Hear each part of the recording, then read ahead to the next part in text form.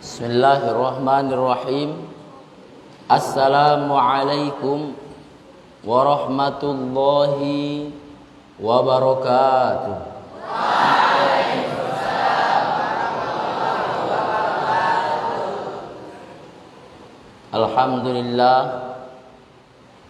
Alhamdulillah nasta'inuhu wa nastaghfiruhu wa natubu ilaih.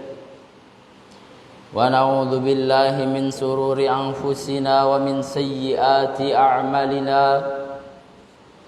May yahdihillahu fahuwal muhtadi wa may yudlil falan tajid lahu waliyyan mursyida.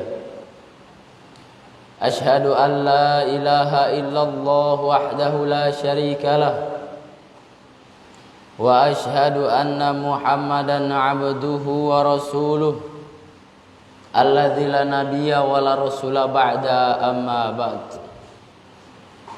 Fa inna ahsanal kalam kalamullah wa anna khairal hadi hadi Muhammad sallallahu alaihi wasallam wa syarrul umuri muhdatsatuha fa inna kulla muhdatsatin fid dini bid'ah wa kulla bid'atin dhalalah. Wa qala Umar bin Khattab radhiyallahu ta'ala an wa kulla dhalalatin finnar. Ma'asyiral muslimin azzakumullah wa iyaya. Jamaah santri-santriku yang semoga dirahmati Allah Subhanahu wa taala. Kaifa halukum? Alhamdulillah bi khair. Pada kesempatan yang berbahagia ini,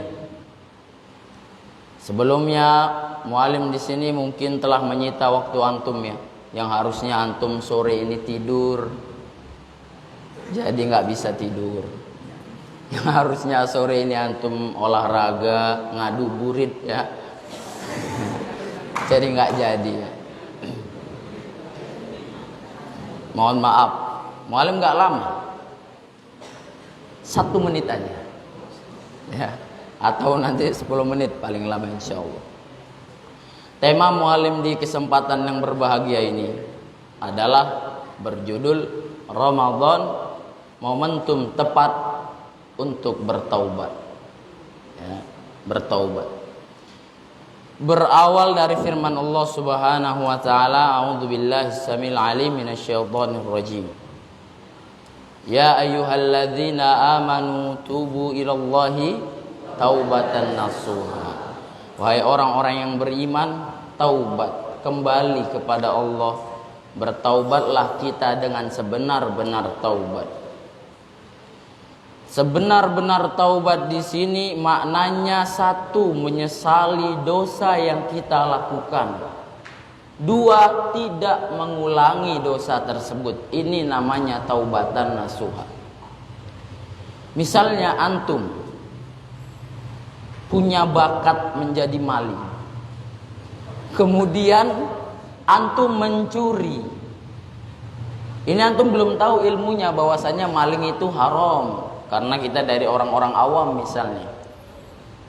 Kemudian antum tidak sengaja ke masjid mendengarkan ceramah, maling itu haram. Lalu antum bertaubat, menyesali perbuatan tersebut, tidak mengulangi. Ini namanya taubatan nasuha. Kalau dia maling, gak ketahuan, selamat, lalu dia taubat, kemudian dia mengulangi perbuatan yang sama, ini belum dikatakan taubatan nasuha. Dia tahu pacaran haram, ketahuan sama ustadznya dibotak, ya Allah saya bertaubat. Hiburan tahun depan, woi deh 2 cewek. Insyaallah. WhatsApp dia itu kayak Birkatul Akhwat, kolam asrama anak putri. Lengkap nomor-nomornya.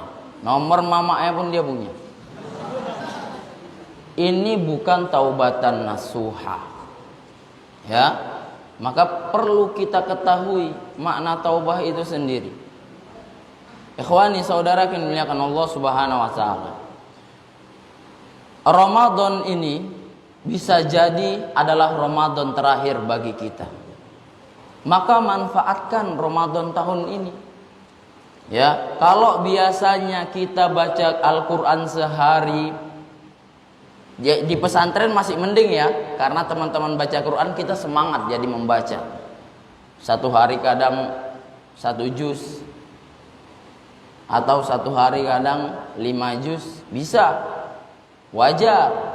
Nanti ketika liburan antum sampai di rumah, di saat antum baru menarik Al-Quran, teman-teman menarik HP, langsung usreng, goyah iman kalian. Antara Al-Quran dengan ngepus. Terlebih lagi, Masya Allah, ditinggalkan Al-Qurannya. Wah, nanti malam aja lah, awak baca Al-Quran, awak babat sekalian qiyamul lail. Widih, soleh. Malamnya karena ngepus mata udah merah, hitam, sering begadang, ngantuk, capek, nggak jadi terawih, nggak jadi qiraah. Bahaya. Ya, maka jadikan Ramadan ini Ramadan terakhir kita dengan cara memaksimalkan seluruh ibadah.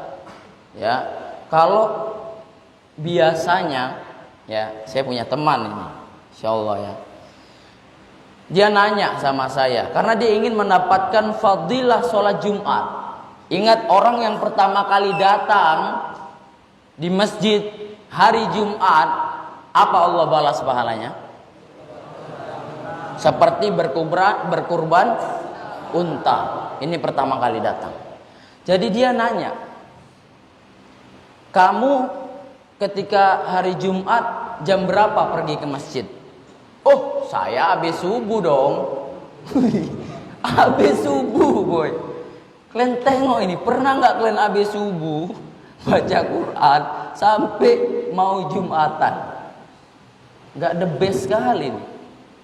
Habis subuh dong, mantap. Nggak ada obeng nih orangnya. Ditanya balik sama kawan mualim, kalau kamu kapan? Saya jam 8. Lemah. Saya jam 8 tapi hari Kamis. Hari Kamis. Boy, iktikaf. Tahu kalian? Iktikaf dari hari Kamis jam 8 dia. Bawa tas dia, bawa pakaian, saking mencari balas. Ini bukan Ramadan loh, hari biasa.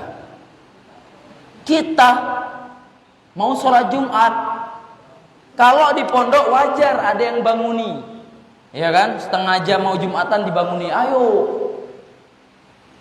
Adalah yang paknya biru-biru sedikit, ya kan? Yang tidur-tidurnya dibilang manusia, dia manusia. Tapi gempa kekuatan berapa skala Richter dia nggak terasa. Nggak tahu kita bilang makhluk ini apa. Kalau di pondok kita bisa sholat Jumat setengah jam sudah berada di masjid. Nanti di rumah kita buktikan bisa nggak? Atau mungkin orang sholat Jumat, dia Jumatan memang, tuh orang mau sholat keluar dia ngambil sendal, sut, buk, bawa pulang, lari, gonima, maling. Inilah bakat yang nggak terarah tadi. Ya, insyaallah. Ketika yang lain merindukan Ramadan, ya Allah, saya rindu kepada Ramadan, pertemukanlah saya dengan Ramadan akan datang. Dia juga rindu, ya Allah, saya nggak sabar bertemu Ramadan. Jadi banyak pilihan sendal, koleksi dijual, Masya Allah. Ya, kembali kepada Allah, taubat dengan sebenar-benar taubat. Masyarul muslimin, santriuk yang dimuliakan Allah Subhanahu wa taala. Ini kita kembali kepada kisah lah, ya kan, biar enak kalian, biar urat nggak tegang, karena kayaknya kaku kali muka, ya, tegang kali, dilemesi aja, dienakin. Siapa yang tidak kenal dengan Buya Hamka? Kenal semua dengan Buya Hamka?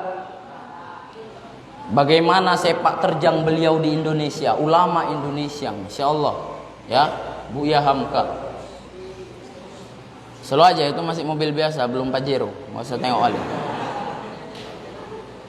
Buya Hamka, beliau menulis kitab, nama kitabnya Tasawuf Modern, bisa kalian cari. Di dalam kitabnya ini ada satu kisah yang menarik, ya. Kisah ini terjadi pada zaman Raja Iskandar Zulkarnain. Yang mana? Iskandar Zulkarnain. Ini seorang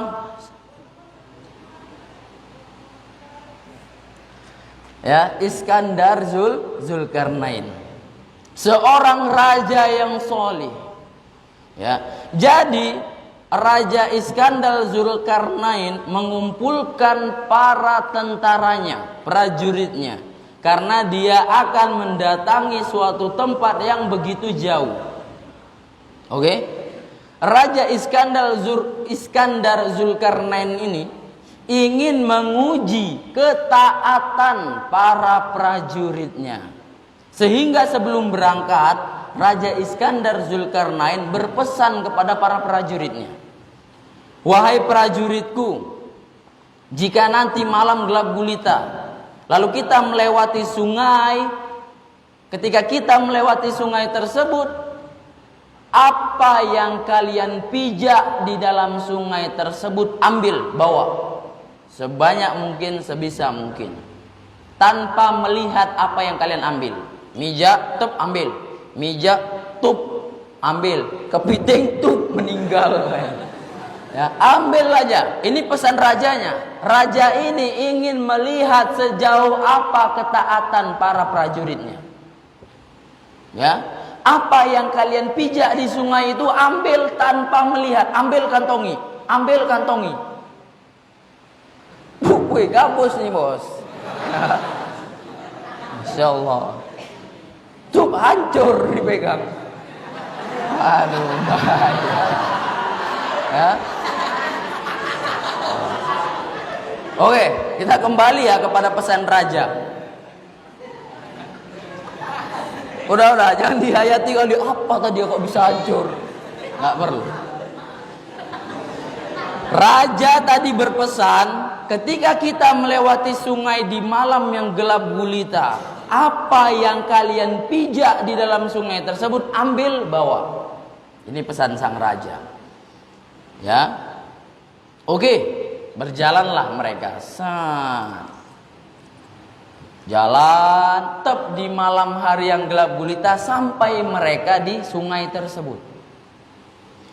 Pasukan raja ini terbagi menjadi 3 golongan. Atau dilansir ya.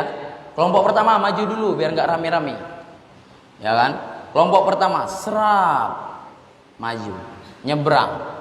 Ketika mereka memijak apa yang ada di sungai tersebut, mereka bukan sami'na wa ata'na, tapi sami'na wa asoina.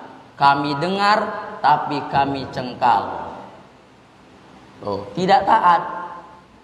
Dia merasa, ngapain saya ambil, paling cuman batu, berarti perjalanan. Nggak diambil, lewat, Raja nggak tahu karena malam. Pasukan kedua, ya, golongan kedua nyebrang. 50-50, 50% antara ngambil cuman sekedarnya aja. Mijak, wah apa nih? Wah syarat aja lah. Yang penting awak ada ngambil. Daripada ditanya awak dihukum, di rolling, selesai. Ya kan? Rolling pula awak basah-basah nanti. Nah, ngambil lah dia, takut dihukum. Ngambil, set, kantongi. Pasukan kedua, setengah-setengah ya, antara taat tapi nggak maksimal. Pasukan ketiga, golongan terakhir inilah golongan yang sami'na wa ata'na, kami dengar dan kami taat. Baru masuk kelompok set, kantongi, debam, kantongi sama mereka semuanya. Tanpa mereka melihat apa yang mereka bawa. Udah? Sesampai di lokasi, fajar pun tiba. Ini masih gelap ya, masih gelap. Fajar pun tiba.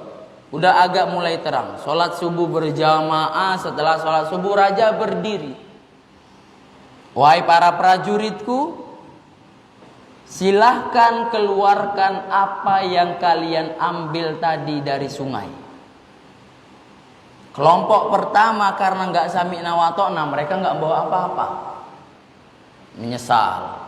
Kelompok kedua bawa cuman sekedarnya saja. Kelompok terakhir yang maksimal, bahkan seluruh kantong di dalam bajunya itu diisi. Kemudian raja berpesan, sekarang lihat apa yang kalian dapatkan. Ketika mereka buka kantong, serap, emas batangan, intan berlian. Ini dalam kisahnya disebutkan bahwasanya itu intan berlian, semuanya intan berlian.